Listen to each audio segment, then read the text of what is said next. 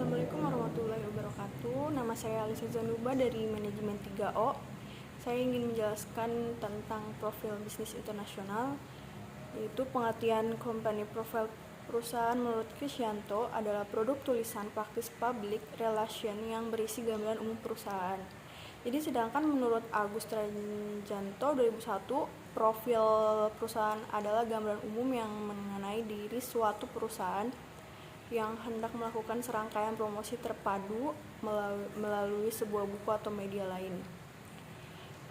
Jadi sejarahnya berdiri perusahaan ini tentang bagaimana proses perkembangan perusahaan asal mula pendiri tanggal berdirinya tersebut.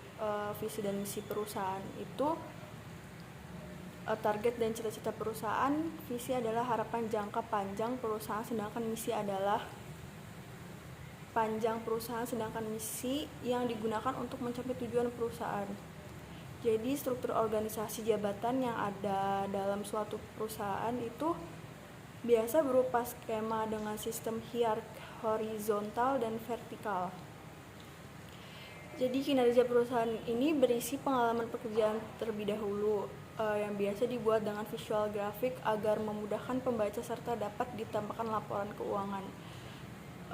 Serta ditambahkan laporan keuangan perusahaan jika dibutuhkan. Keuangan perusahaan ini arah di kebijakan menuangkan beberapa regulasi yang menjadi pedoman perusahaan hingga kebijakan kelangsungan keamanan. Kemudian kebijakan kelangsungan keamanan karyawan, kesehatan dan lingkungan, prestasi dan pencapaian tersebut dapat berisi penghargaan. Lalu dapat berisi sertifikat perusahaan hingga program sosial yang berhubungan. Dapat berisi mengenai kebijakan, mutu yang dilakukan perusahaan, kualitas produksi, hingga bahan yang lebih unggul dibandingkan produk lain kayak price atau harga, berisi penjelasan bagaimana produk tersebut yang didistribusi hingga ke konsumen, menerangkan kriteria sumber daya manusia secara umum yang di perusahaan, menerangkan proses produksi secara garis beras dari awal hingga penyimpanan. Physical advantage atau penampilan fisik produk hingga fasilitas pendukung menjual produk, sehingga dari fasilitas pendukung atau menjual produknya. Kemudian saya ingin menjelaskan tentang kedua model kanvas, yaitu apa sih model kanvas? Kayak model kanvas itu bisnis model kanvas yang membagi sistem yang ada dalam perusahaan ke dalam kelompok. Jadi kelompok itu yang lebih jelas, terstruktur dan mudah dipahami sehingga akan mudah dilakukan dan oleh perilaku bisnis. Jadi setelah itu, flow provision merupakan nilai atau produk di mata pelanggan. Flow promotion penting karena mewakili perusahaan agar menjadi pilihan pelanggan dibanding competitor.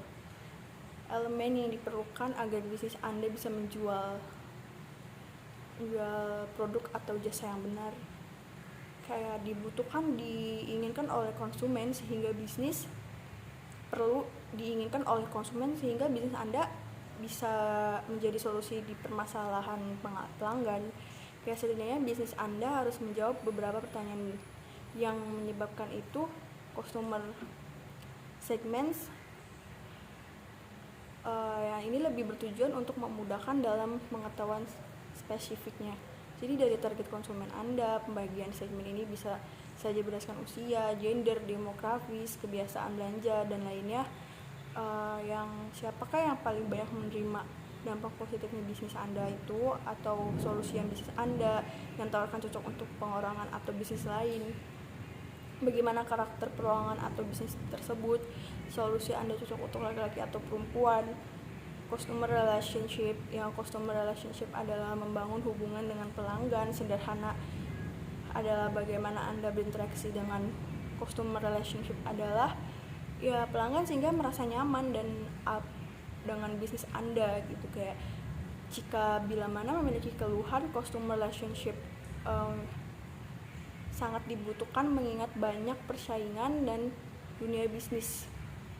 Setelah itu banyak persaingan dalam customer, pelanggan, atau percaya dengan bisnis Anda.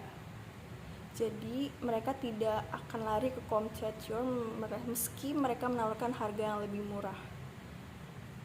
Channels diperlukan dalam membentuk relationship dengan pelanggan. Channels biarkan diartikan sebagai sarana atau saluran yang mempertemukan Anda dengan pelanggan. Atau untuk membangun relationship dengan pelanggan, tentu saja Anda harus mempelajari karakteristik pelanggan.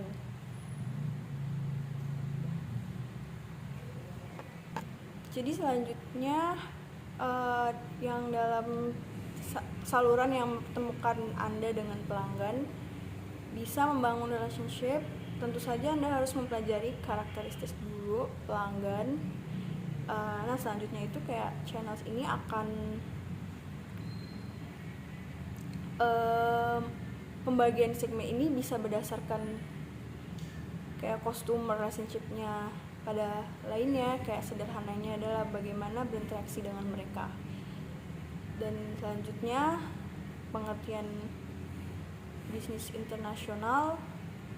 Apa itu bisnis internasional? Di sini kita bisnis internasional merupakan sebuah kesatuan yang terdiri dari segala bentuk transaksi komersial.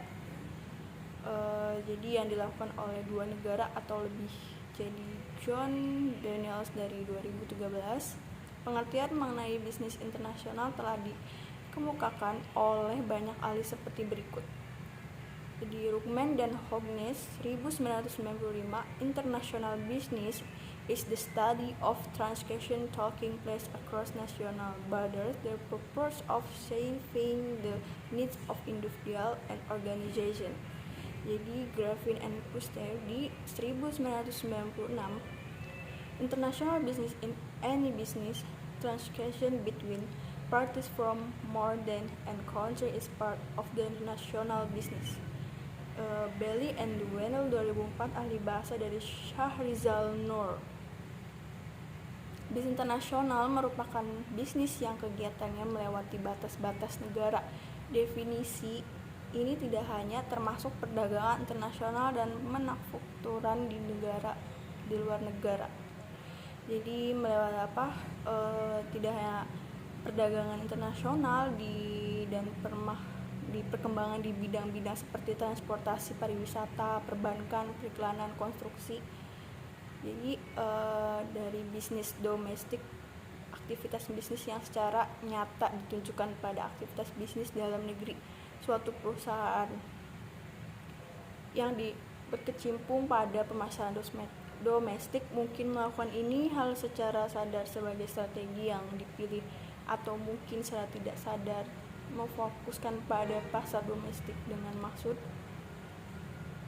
menghindari tantangan, belajar cara memasarkan ke luar negeri, lalu menghindar dari belajar cara bertindak lebih jauh lagi dari bisnis domestik dan bukan sekedar pemasaran ekspor, tetapi lebih jauh terlibat dari lingkungan pemasaran dalam negara tempat perusahaan tadi melakukan bisnis.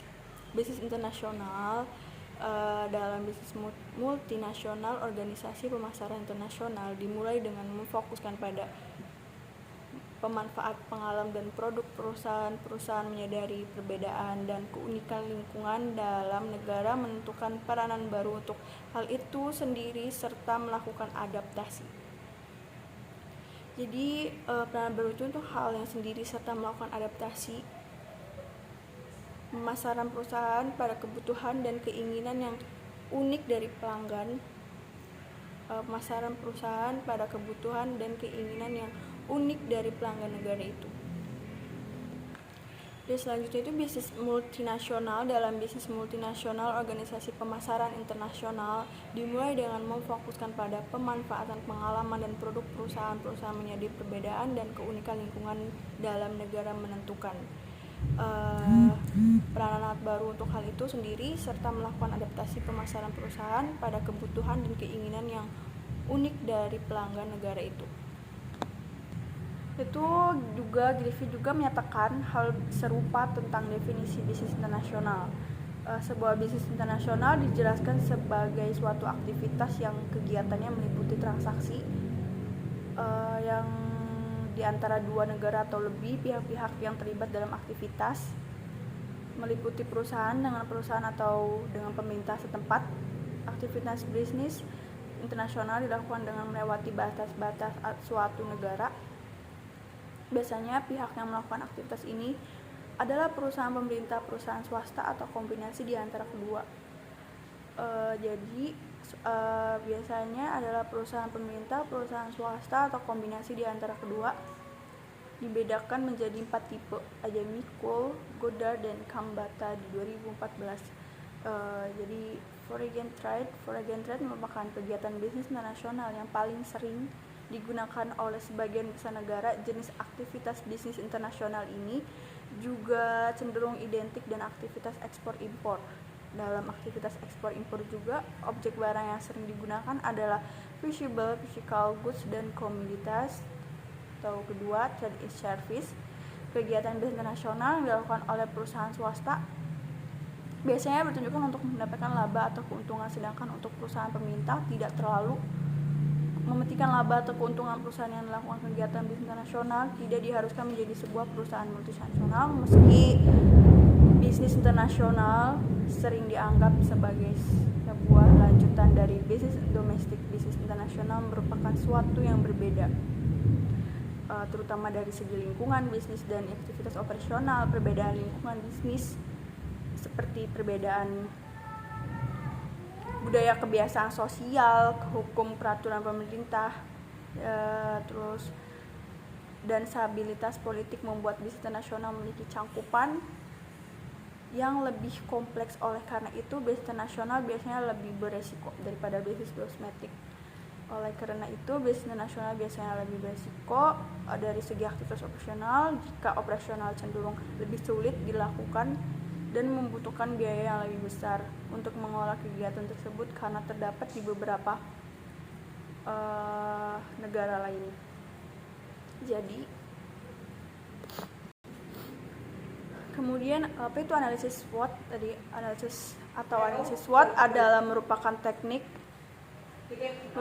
strategi yang bertujuan untuk mengevaluasi kekuatan. Jadi pencarian strategi yang bertujuan untuk mengevaluasi kekuatan dari strategi, kelemahan, weakness, peluang, opportunity, dan ancaman, threats dari sebuah perusahaan dalam suatu proyek atau bisnis. Jadi orang yang dibutuhkan strategi yang baik untuk mewujudkan tujuannya. Jadi melakukan ingin mencapai dalam konteks organisasi bisnis atau usaha. Metode analisa SWOT atau analisis SWOT bertujuan untuk menggambarkan situasi dan kondisi yang sedang dihadapi dalam suatu perusahaan. Jadi manfaat analisis SWOT atau analisis SWOT adalah merupakan faktor kunci yang menentukan kontinuitas suatu perusahaan. Dari analisa SWOT yang dari kelemahan atau mempertahankan peluang, serta menghindar potensi ancaman. Analisis SWOT juga berguna untuk menerapkan prioritas mana saja yang harus didahulukan oleh perusahaan. Anda jadi bisa mengetahui seberapa besar potensi pasar, minat dan peluang pasar yang dapat dimanfaatkan, serta tingginya tingkat persaingan pasar pada produk atau usaha. Jadi analisis SWOT terdiri dari 4 unsur utama, yaitu strength atau kekuatan, weakness, kelemahan, opportunity, peluang, dan threat, ancaman. Strength itu dari kekuatan. Analisis atau analisa SWOT ini adalah akan menyoroti unsur kekuatan yang dimiliki oleh perusahaan yang bisa memberikan pengaruh positif pihak perusahaan atau organisasi Pihak perusahaan atau organisasi bisa menganalisa apa saja kelebihan perusahaannya, keunggulan yang memiliki perusahaan, serta keunikan perusahaan yang membedakan dengan perusahaan lainnya. Jadi karena itu dalam analisis SWOT biasanya dimasukkan sebanyak mungkin hal positif yang menunjukkan kekuatan dan keunggulan perusahaan. Weakness, kelemahan. Kelemahan ini setiap perusahaan pasti memiliki kelemahan. Hal ini dapat memberikan pengaruh negatif terhadap perusahaan. Oleh sebab itu, Anda perlu mengetahui apa saja kelemahan yang dimiliki perusahaan agar bisa menjadi bahan perbaikan. Setiap perusahaan memiliki kelemahan itu. Apa saja yang dimiliki oleh perusahaan, posisi diri Anda sebagai konsumen yang biasanya lebih tahu apa analisis SWOT atau analisis SWOT itu yang kualitas bisnis. Jadi tidak, karena merintis usaha memang tidak semudah memperbalikin telapak tangan. Jadi terlebih di tengah kompetisinya dunia bisnis saat itu. Jadi kemudian jika tidak berhati-hati, Anda tidak akan mampu bersaing dan akhirnya terpaksa mundur. Kalau selain menyungguh ide-ide kreatif dan segar, hal-hal lain yang harus dilakukan sebelum menjalani bisnis atau usaha adalah menentukan strategi dari bagi produk Anda. Yang usahanya tuh adalah menentukan misalnya siapa saja target pasar yang tepat, lalu apa saja kekurangan dan kelebihannya. Ancaman saja yang kelebihannya menghambat bisnis serta peluang apa saja yang bisa Anda manfaatkan. Jadi untuk membantu mengetahui apa saja kekuatan, kelemahan atau peluang dan ancaman bagi perusahaan Anda, disitulah peran analisis SWOT. Mungkin dengan adanya profil perusahaan ini akan memudahkan masyarakat untuk mengetahui mengenai informasi miring atau ketidaktahuan masyarakat dalam meluruskan melalui profil perusahaan. Jadi selain bagi masyarakat, profil perusahaan ini dapat dibuatkan untuk konsumen, pemasok, mitra kerja bank, hingga bahkan pemerintah. Oleh sebab itu, dalam membuat profil perusahaan tersebut atau poin penting apa saja yang disampaikan secara terbuka kepada publik. Isi profil perusahaan ini profil yang membedakan dengan tulisan lainnya. Atau misalnya itu adapun isi profil perusahaan memuat dua hal, yaitu comparator flow dan production flow. Jadi berhati-hati, Anda tidak akan mampu bersaing dengan akhirnya terpaksa mundur perlahan. Mungkin kalau viral dari absensi karyawan lebih mudah dengan contoh ya udah. Jadi selain menunggu ide-ide kreatif dan segar, hal lainnya yang harus dilakukan sebelum menjalani bisnis atau usaha adalah menentukan strategi pemasaran bagi produk Anda. Misalnya, siapa aja target pasar yang tepat, lalu apa saja kekurangan dan kelebihannya, ancaman apa saja yang akan menghambat bisnis serta peluang yang Anda bisa manfaatkan. Jadi bukan hanya sekedar analisa atau analisis SWOT ini bukan atau metode perencanaan strategi yang bertujuan untuk mengevaluasi kekuatannya dari orang yang pertama yang menciptakan strategi ini, atau dibutuhkan strategi yang baik untuk mewujudkan tujuannya.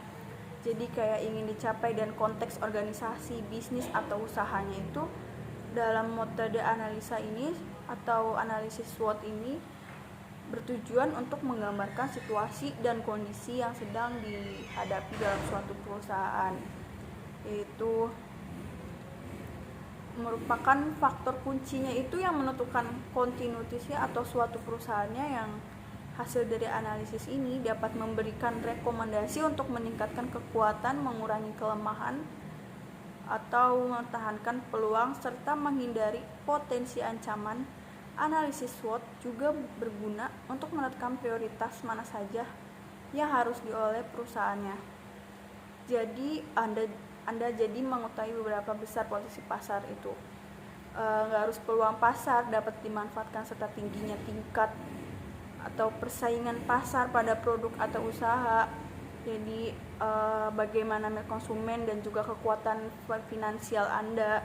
Jadi manfaat itu banyak. Selain dari punya kelebihannya, kekuatannya, ada kelemahannya juga. Atau yang dimiliki oleh perusahaan itu memberikan pengaruh positif. Ada positif, ada negatif, itu bisa dari weakness itu kelemahan. Setiap perusahaan itu pasti memiliki kelemahannya itu. Jadi kita nggak semuanya pure sempurna. Jadi oleh sebab itu Anda perlu mengetahui apa saja kelemahan yang memiliki perusahaan agar bisa menjadi bahan perbaikan, bisa diperbaikan secara terdiri dari 4 unsur utama. Jadi kayak kekuatan, salah satunya itu kekuatan, weakness, kelemahan, opportunity atau peluang, dan threat, ancaman. Jadi seperti itu. Dan karena merintis usaha memang tidak semudah membalikkan telapak tangan, jadi kayak terlebih di tengah kompleksnya dunia bisnis ini. Jadi sudah sampai situ dari saya, Alisa Zanuba dari manajemen 3O. Mohon maaf kurang lebihnya. Saya Alisa, mohon maaf kurang lebihnya itu. Saya akhiri. Terima kasih.